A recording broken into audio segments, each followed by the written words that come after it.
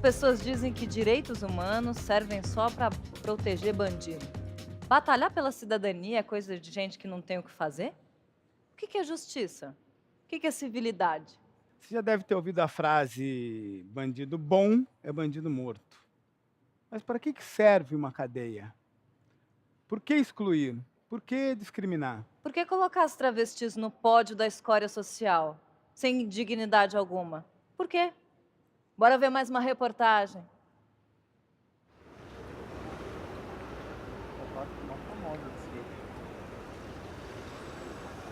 Os travestis e os transexuais, eles são os mais excluídos, porque esses não estão no meio da sociedade.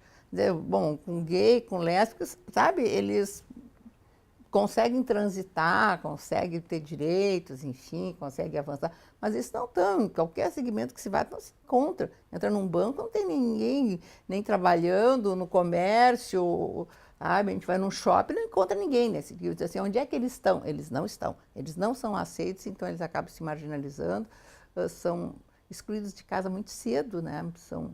Porque é muito visível a sua identidade fora do padrão, fora do modelo, né? Quem pode viver sem precisar dizer que é trans, não tá tão sujeito à violência. Então não é uma decisão fácil também, né? Tu se expor enquanto trans. Eles também na escola são as maiores vítimas do bullying homofóbico, então eles têm um baixo índice de escolaridade, aí não tem como se inserir no mercado de trabalho, que não os aceita de se qualificarem.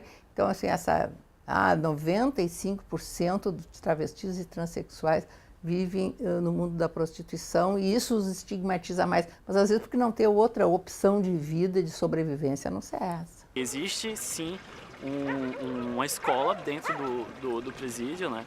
E que ela é frequentada por uma parcela desses apenados que ficam aqui. Só que por uma questão de segurança, essas travestis e os maridos, né, e os gays também, eles são impedidos de frequentar essas aulas. Muitas já relataram que tentaram estudar, né, no supletivo aqui do presídio, mas não conseguiram pela questão da violência que elas sofrem durante as aulas. Cada vez mais é preciso que se empodere e dê visibilidade às necessidades específicas dessa população. É preciso políticas públicas afirmativas para essa população, como é o caso de a qualificação profissional especificamente para travestis e transexuais, para que elas possam se qualificar profissionalmente e sair das ruas, sair da prostituição. Enfim, ter outras possibilidades de ascensão econômica e social. A ideia, assim, surgiu daí, né? De trabalhar um pouco a autoestima e trazer esse tema para a discussão. Porque, invariavelmente, quando tu expõe, as pessoas vão na exposição, elas veem as fotos, elas veem no jornal, elas discutem sobre o assunto, né? E eu acho que quanto mais se discutir sobre isso, menos vai ser assim essa coisa assim separada, né? Segregada, o tabu, enfim. É um trabalho que inseriu e reconheceu alguma coisa como profissão, né?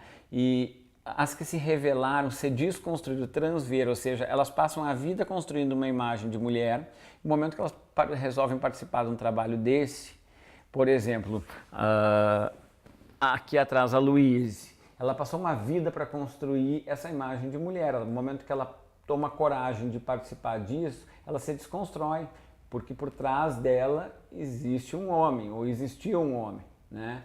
Mas isso faz com que outras venham a se revelar, né? E se assumir como tal, e com isso ajudar com que outras travestis e outras transexuais tenham um mundo melhor. E cada dia é um dia novo, cada dia é um passo, né? Cada dia uma travesti sofre violência, cada dia ela sofre preconceito, cada dia tem uma demanda nova. É difícil, mas é muito compensador a gente mostrar o trabalho que a gente faz para a população de travestis. A verdade é que a barra é muito pesada, né, gente? É triste, mas é fato. No início de 2014, a ONG International Transgender Europe soltou um relatório afirmando que aqui o Brasil é o país onde mais acontecem assassinatos de travestis e transexuais em todo o mundo. no Brasil, em 2013, a gente teve 133 travestis assassinadas com brutalidade e violência. Muita violência. Não é um tiro, não é uma facada. Por que acontece esse caso? Por que esse número tão grande, né? A gente tem 98% das travestis ainda estão no mercado de trabalho como profissional do sexo, né? Poucas travestis hoje estão no mercado de trabalho.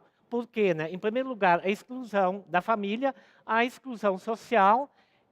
E o Estado e o preconceito não aceita essa população para trabalhar.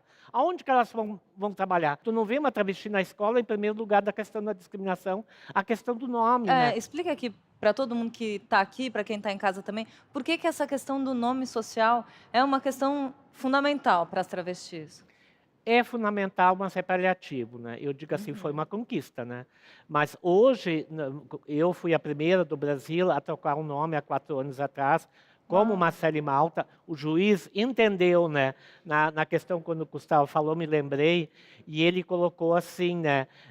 Do sexo masculino para o gênero feminino. Ele não colocou o sexo, ele colocou o gênero feminino. Eu sempre digo assim, né? Um juiz que entende isso, né?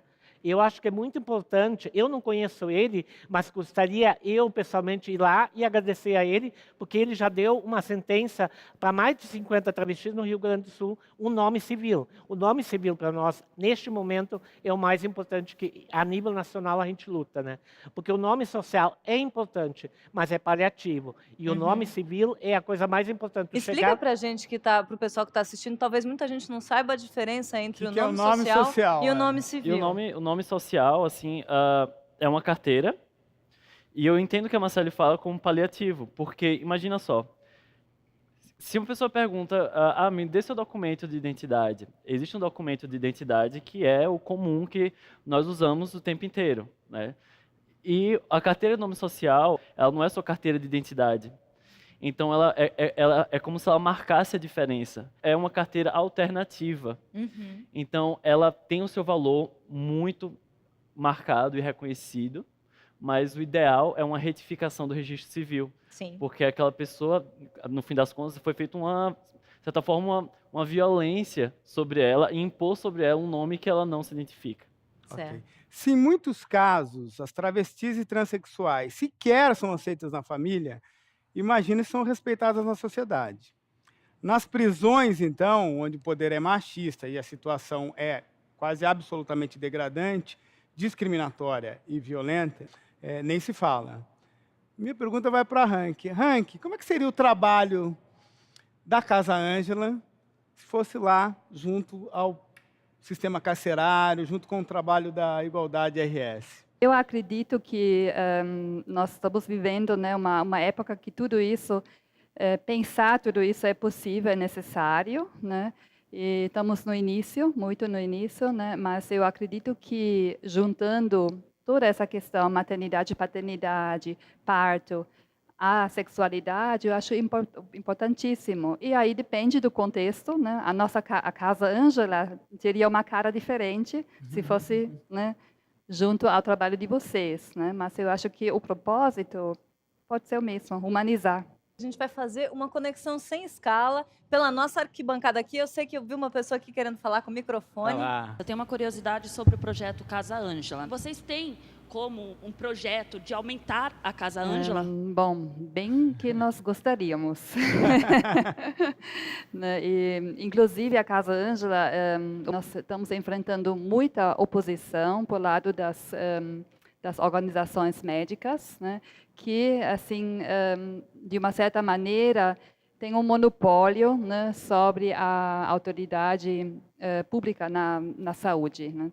Então, nós gostaríamos muito de replicar esse modelo, mas, nesse momento, eu diria que nós não o fazemos por questões simplesmente de recursos financeiros. Se tivéssemos mais recursos, nós conseguiríamos replicar a Casa Ângela em cada região de São Paulo. Tem um outro amigo ali ao lado. Hoje, nós vemos que os pais já influenciam os filhos já desde criança, a ter homofobia. Se nós formos ver, tem gente que já criança, é gay, que nojo. Né? Então, nós temos que ensinar, já desde criança, as crianças a saber a respeitar. Porque acontece muito isso hoje. Sim, as travestis e as transexuais, elas sofrem um processo de violência durante toda a sua vida, o tempo inteiro, simplesmente por ser quem elas são. Todas essas questões de direitos humanos, agora, eu acho que são coisas que nós estamos tendo que estar incomodando. E é esse incômodo que causa o reajuste. Agora sim, toda a nossa reflexão estará em volta da música do Mustaches e os Apaches. Todo trem vai pro mesmo lugar. Todo trem vai pro mesmo lugar. Todo trem vai pro mesmo lugar. Todo trem vai pro mesmo lugar.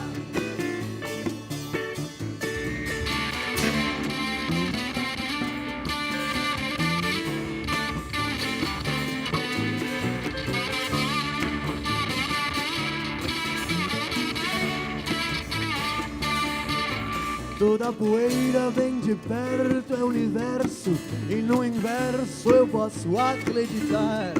De bem distante, o universo é poeira, meu gato magro agora é jaguar. Todo deserto já foi oceano, quem já foi peixe agora sai pra pescar.